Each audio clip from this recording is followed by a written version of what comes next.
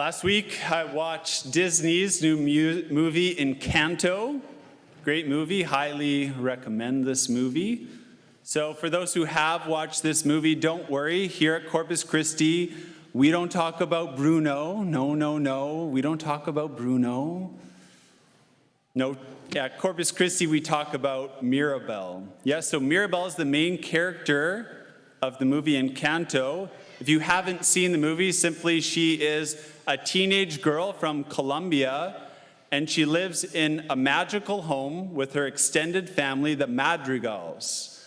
And every member of the family, when they're 6 years old, on their birthday, they're given a magical gift, a power that they use to help their family and community. Everyone except Mirabelle. So Mirabelle has no magical power. As a result, she feels powerless. She feels like she can't help her community, and as a result, she doesn't feel worthy to be a part of the Madrigal family. Now, Mirabelle's experience of feeling powerless is not something unique to her. Dr. Bob Schutz, he calls this the wound of powerlessness. It's something all of us share as a result of being children of Adam and Eve. To give a visual of what this looks like, I have two images from the movie Encanto. So here this is the magical candle from Encanto. This is going to symbolize the clay tiles that they use in the movie. And in the beginning, for Adam and Eve, their hearts were like magical candles. So their hearts were able to burn brightly with the power of God's love.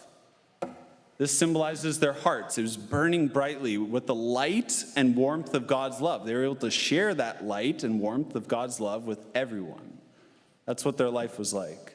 But after the sin of Adam and Eve, their hearts were no longer like these candles. The power of God's love was blown out.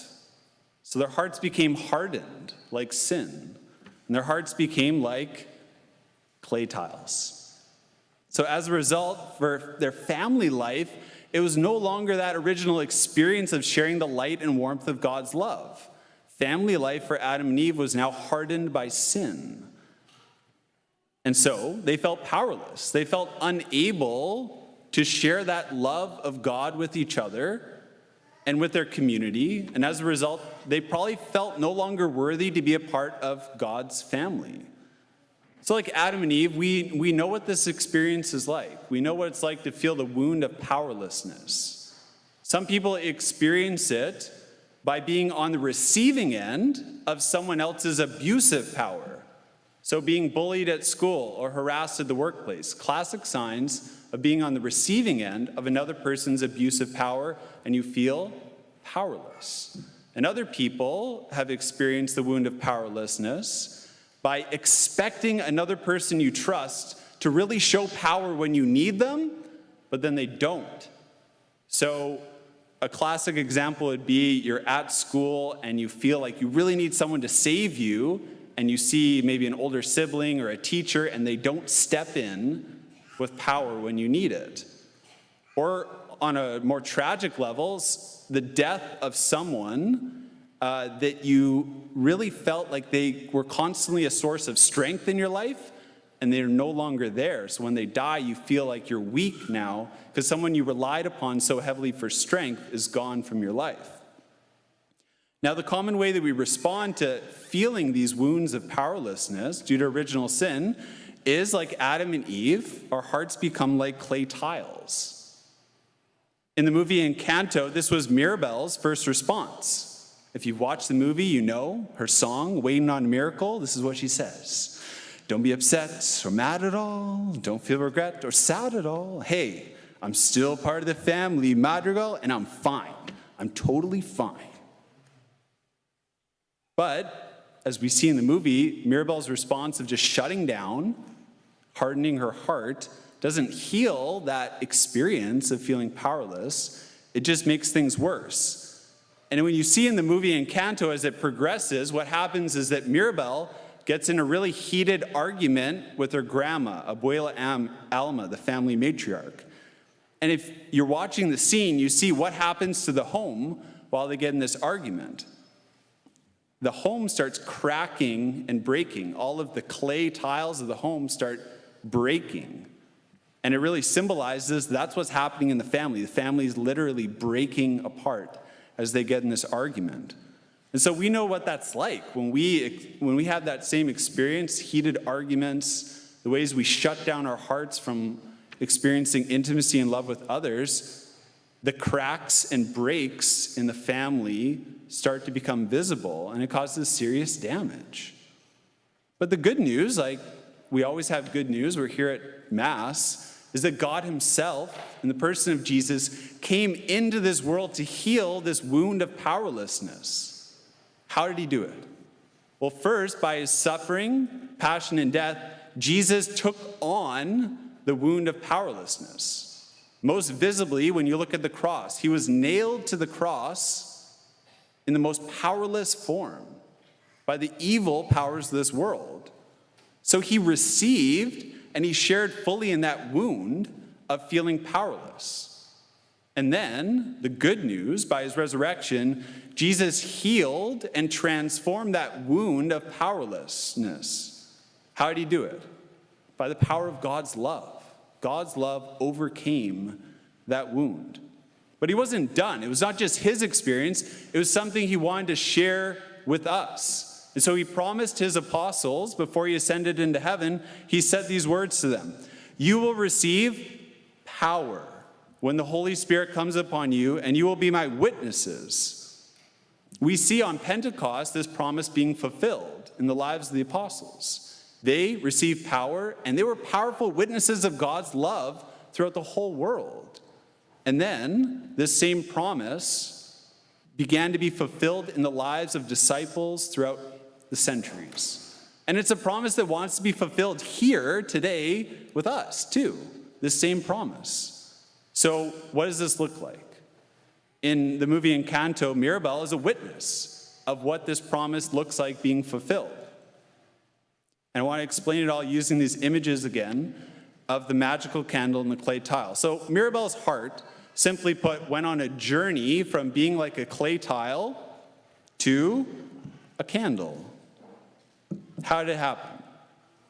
If you've watched the movie, you know Mirabelle meets a prophet, Bruno, okay? Just like Isaiah in the first reading, Bruno was a prophet who had to speak challenging words to people. And so Mirabelle received a really challenging prophecy from Bruno. Bruno said the future of her family, the Madrigal family, depends upon Mirabelle actually reconciling with her big sister Isabella.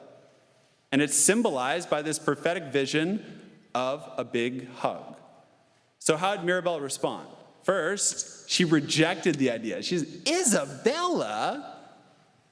Mirabelle had a heart like a clay tile towards her sister. Isabella was the perfect sister, the golden child of the family. And so Mirabelle couldn't stand her. But as we see, Mirabelle had a conversion. She had a change of heart towards her sister. At first, she just tries to get a little hug. And if you watch the movie, you see throughout the song, "What Else Can I Do?" she says, bring it in, free hugs. Bring it in. She's just trying to get a little hug in. But by the end of the movie, we see a conversion in her heart.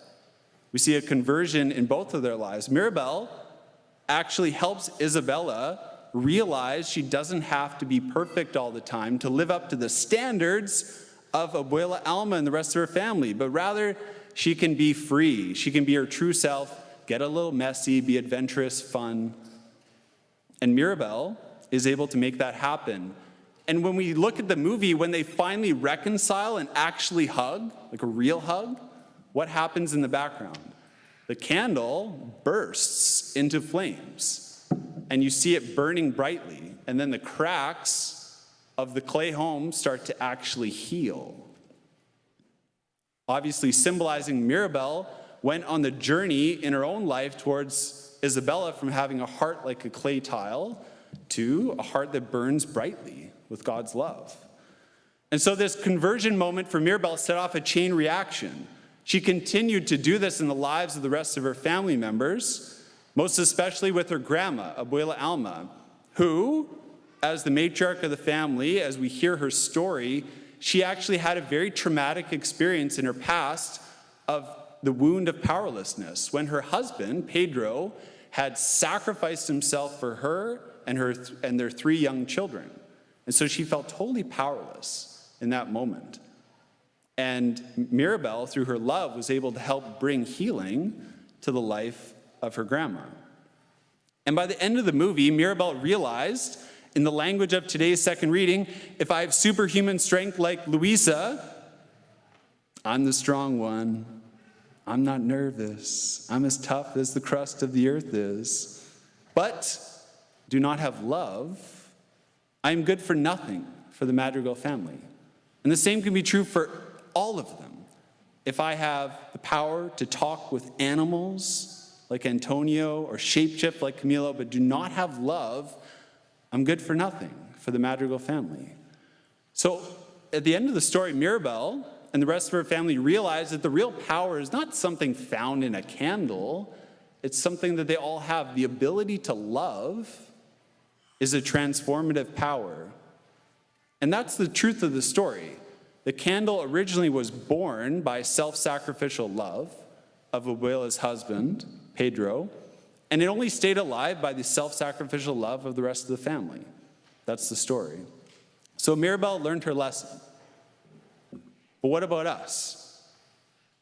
If there was a prophet named Bruno who went into your life, into my life, and he said that the future of our family, the future of our community, the future of the world depends upon you, me, reconciling with someone, who would that be? Who would be in that vision? Who's the Isabella in your life that you need to reconcile with? Who in your immediate family or extended family is your heart like a clay tile towards? Or maybe it's a broken clay tile. Maybe you feel like that relationship is so broken that you can't even go there. If you need some descriptive language of what it looks like to have a heart like a clay tile, St. Paul in today's second reading gives a list of all of the opposite qualities of love. Ask yourself, who in my family, immediate or extended, am I envious of, or arrogant, or rude towards? Who am I irritable or resentful to in my family? These are signs of having a hardened heart by sin. So, think about someone, honestly. Name someone in your mind right now. I mean, I've already done it. You should be able to do it as well. Think of someone.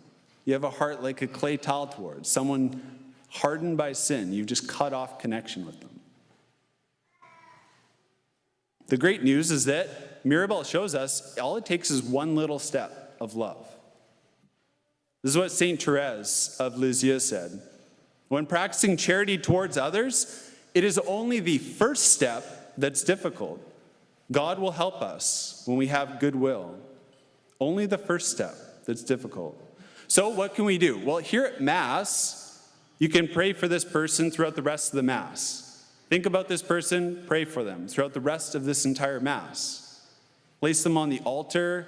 When you receive Holy Communion, sacramentally or spiritually, ask Jesus to transform your heart from a clay tile, broken by sin, hardened by sin, to something that can burn with God's love. The sacrament is called the sacrament of charity, the Eucharist. It's the sacrament of love. That's what it's supposed to do. It's supposed to set our hearts on fire with love for other people. And then literally reach out to that person today. Like actually call them or talk to them. Often they're within your own family home. And you don't have to be like Mirabelle and say free hugs, bring it in, but maybe you could just apologize for a way that you've hurt them, or just actually spend time listening to them, give them your presence, is a powerful way to find healing in your relationship. So often today, all of us can admit we feel powerless in the face of so many things in this world.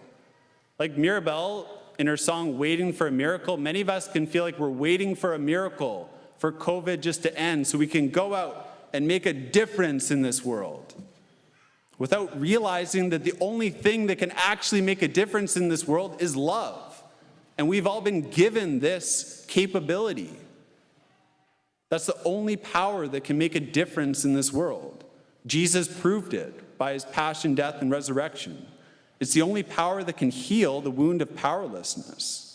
So if all of us can just have the courage, just a little bit, just to admit, okay, I got a heart like a clay tile towards someone in my family, and I need a conversion here at this Mass.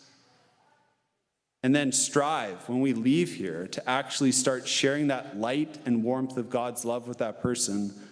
I guarantee our families will change. And as Mirabelle shows in the movie Encanto, when your family changes, it impacts your community.